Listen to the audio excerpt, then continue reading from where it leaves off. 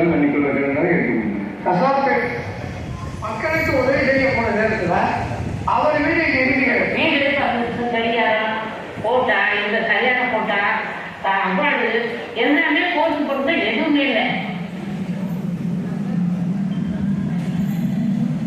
அந்த புதிய தலைமுறைகளை வந்து கூப்பிட்டு நீங்க கேட்டாங்க. புண்ணியம் மூலம் வசூல் செய்து கசாப்புகளுக்கு அந்த நிவாரணம் கொடுத்தார். உங்கள் வீடை வந்து நீங்க வரக்கூடிய வாங்க எடுத்து உடனே தூக்கி வந்து போட்டோ எடுத்து வீட்டை போட்டோ எடுத்து 12 மணிக்கு எடுத்து 1 மணிக்கு போட்டாங்க. நிறைய ராகவல் இருந்துச்சு. வீடு கட்டி கொடுத்தாரு. அதாவது நீங்கள் எங்கே போயிடாதீங்க 10 லட்ச ரூபாய்க்கு வீடு கட்டி கொடுத்து 1 வருஷத்துக்கு அவருக்கு பால் காய்ச்சி கொடுத்து பால் தெரிவித்து சாய் கொடுத்தாரு. அதுக்கப்புறம் கார் வாங்கி கொடுத்தாங்க. நிறைய பேர் உதவி செஞ்சுருக்காங்க. டாக்டர் பண்ணாங்க. 150 அவார்டு 200 அவார்டு வாங்கிட்டாங்க. சுதந்திரத்துக்கு அரசியல் கொடுத்தாங்க.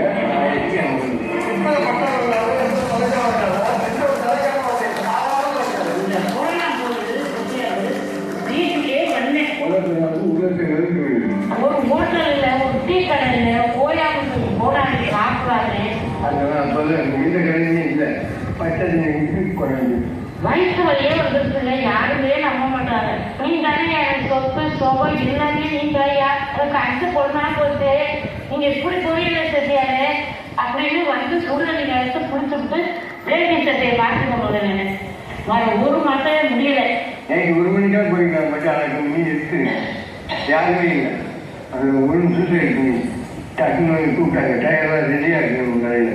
வீட்டுக்கு போய் அனுப்பி போட்டு அஞ்சு கொஞ்சம் அது மட்டும் ஒரே முடியா நீங்கள் எச்சரித்து போட்டு போய் உட்காந்து பேங்கில் உட்காந்து இருந்து முந்திருக்கப்பதான் நான் வந்து இழுப்பாய் கூட ஒரு காயாக இருக்குது. இவ்வளோ நேரத்தையும் பயங்கரம் தெரியாதா? அதே பயம் தான் நான் அந்த 5 பதினஞ்சு நான் விட முடியாது. நானே குற்றவாளிகளா நானே போய் அழைக்க முடியும். கையில அம்மி படி கையில அள்ளி சாமி வைத்தார். நான் பார்த்துக்கிட்டேன் பணம் சார். அவங்க அப்பா அம்மாவே சொல்ல மாட்டேன். நான் தான் தலை உங்களுக்கு கொண்டு கட்டி வண்டி கட்டி நானே கொண்டு போய் அழைக்க முடியும். நிறையா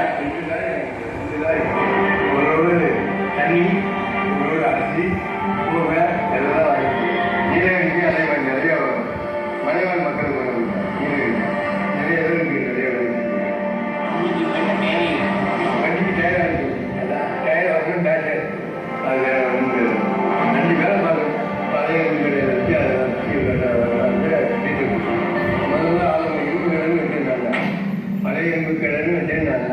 என்னோட சேர்ந்தவங்க கூட என்னை போயிட்டு நான் வந்து டாக்ஸி போட்டேன். வீட்டில் வச்சு எல்லாமே சொல்றீங்க. நல்லதே செஞ்சாலும் நல்லதே நடக்கும். இதை எதிர்பார்த்து செய்யணும். உண்மையிலே மட்டமாக நினைச்சாங்க. இப்போ மட்டமாக நினைச்சதுக்கு அப்புறம் இப்போ டாக்ஸி போட்டேன் அவார்டு வாங்கினதுக்கு அப்புறம் எல்லாரும் வாங்க ஐயாயிரம் மரியாதை கொடுக்குறேன்.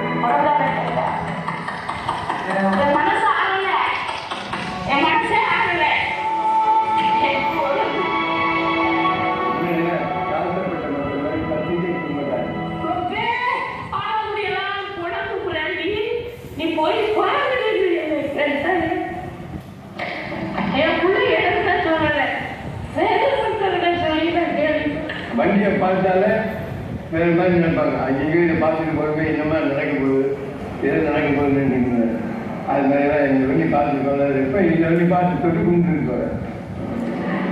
எல்லாம் பண்ணிட்டு முன்னாடி என் புருஷன் சைஸ் வந்தாரு. அவன் எனக்கு ரொம்ப சந்தோஷம். தெய்வ மாதிரி கொடுத்துருவாங்க. நீங்கள் பார்த்தாலே கவர்மெண்ட் நல்லா இருக்கும். நீங்கள் எப்போவும் நல்லா இருக்கும். ரொம்ப நேரம் இருக்குது. நல்லா இருக்கும். நல்லா இருக்கும். பார்க்கணும்.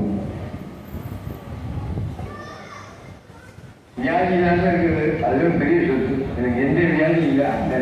அதுவே எனக்கு போதும்.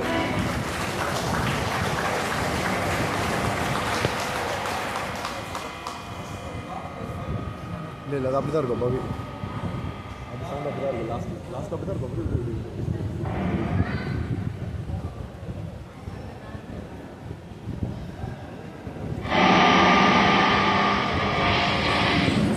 ஒரு எழுந்து நின்று ஒரு கைத்தட்டல் அவருக்காக நம்ம எல்லாரும் சேர்ந்து.